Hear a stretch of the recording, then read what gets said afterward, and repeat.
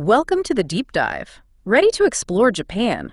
We've got a ton of material to get through today. It's going to be a whirlwind. It really is, from ancient history all the way to modern Japan futuristic stuff. Should be a good one. Looking forward to it. So we're talking about Japan, which is a crash course in a country that's both old and new at the same time. Yeah, how do they do it? Right. And it starts with the name, Japan. Super familiar word, but did you know it comes from Nihon, meaning sun origin? Makes sense, land of the rising sun, right? Exactly. But get this, the word Japan wasn't always Japan. It traveled through languages, changed pronunciation over time. Oh, I love that stuff. Yeah. It's like a global game of telephone. It really is. In the 1200s, you've got Marco Polo, he's hearing it in Mandarin as Cipango writes that down. Then the Portuguese come along, sailing different routes. They're picking up Japan, Japan, all these variations. And by the time it reaches English, Jiahan in the late 1500s. Wild, right? Language is so cool. It really is. Okay, so Japan's story. We're going way back, 38,000 years ago. Prehistoric Japan. Totally. Older than the pyramids, even. People on these islands, farming, making tools, even interacting with mainland Asia. A long history of cultural exchange. And then 660 BC, we hit the legend of Emperor Jimmu, founding myth, right? Part history, part myth, definitely.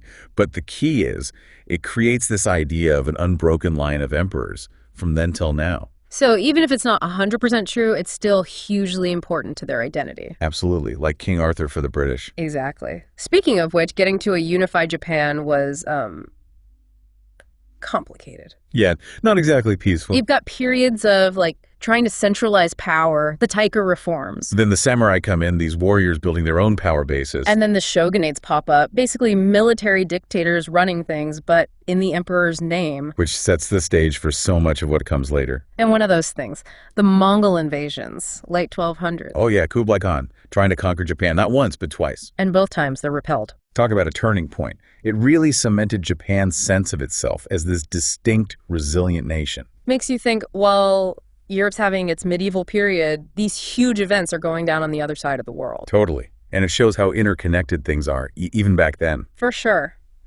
Now let's jump ahead to the Edo period, 1600s to 1800s. The Tokugawa shogunate's in charge. A time of isolation, but also a lot brewing beneath the surface. Right.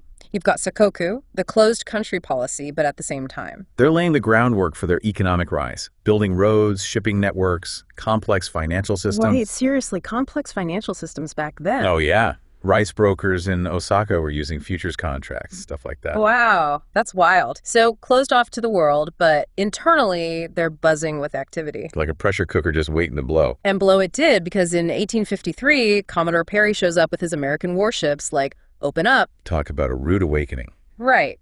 And that leads to the shogunate collapsing, internal conflicts, and eventually the Meiji Restoration. And that's when things really get interesting, right?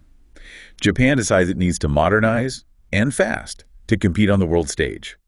And modernize they did. In just a few decades, they built a modern military, their industry booms. They become a major player, but it wasn't without its downsides. Yeah, their foreign policy starts to look a lot like the imperialism of the West at the time. It's a cautionary tale. Sometimes progress has a cost. Definitely something to think about as we head into the 20th century with Japan, but we'll get to that after a quick break.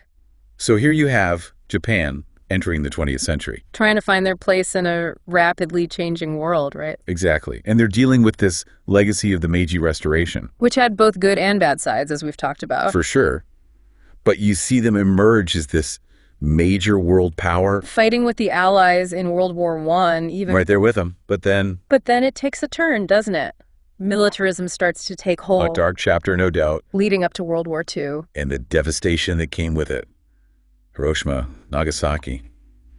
It's essential to remember that. Absolutely. The war, the surrender, the Allied occupation afterward. It casts a long shadow on Japan. It does.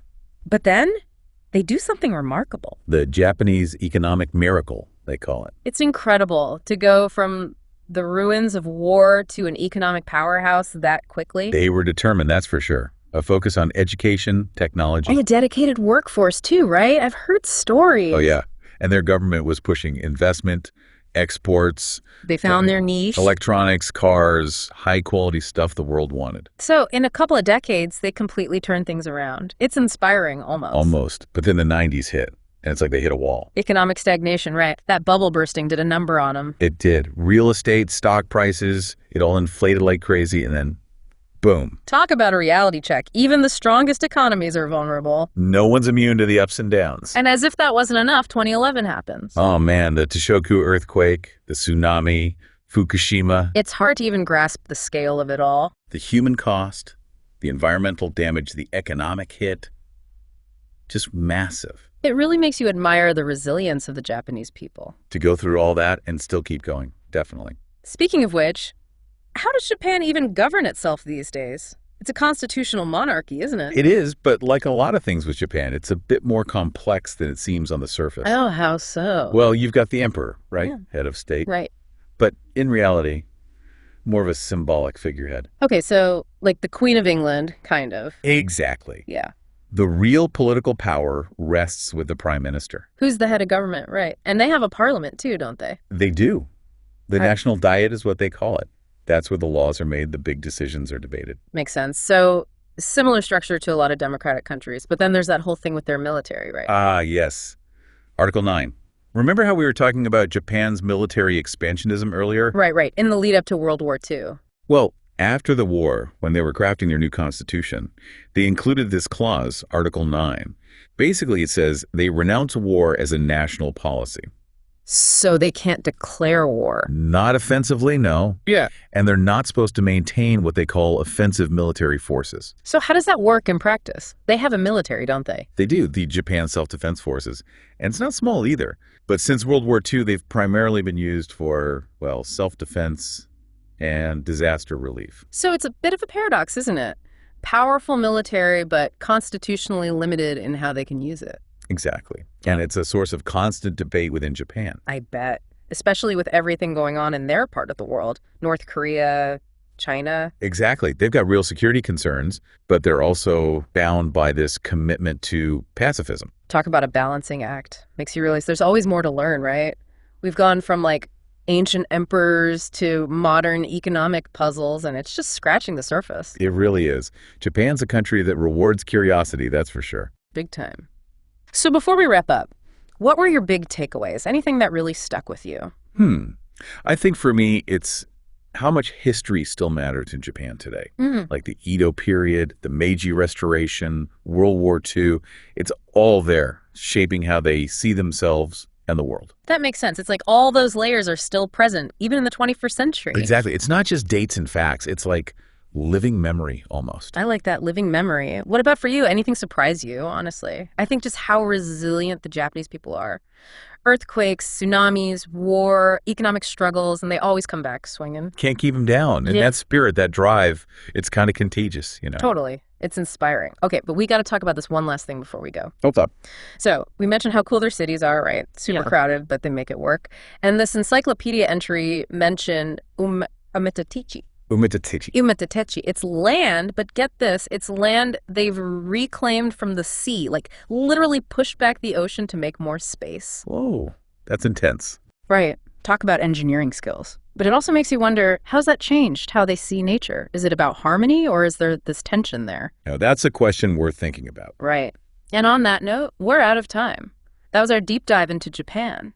Hopefully it sparked some curiosity for you to go learn even more. There's a whole world out there to discover. You got that right. Until next time, happy exploring, everyone.